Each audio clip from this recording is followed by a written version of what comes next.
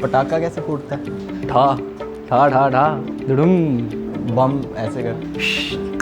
ठा boom. Video बन रही है यार, ये तो फंसा दिया।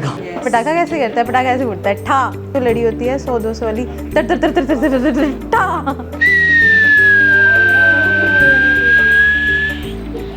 मैं पटाखे नहीं चलाती। बूम बूम ठा। हवाएं उड़ती हैं अपन पटाखे कैसे फूटते हैं करके ये सुरसुरी चलती है ऐसे। पटाखे ऐसा बोलते हैं कि बस पटाखे बूम कर देंगे ने बस एटमोसफेयर दे विच। बूम होती है बड़ी वाली पटाखे की आवाज।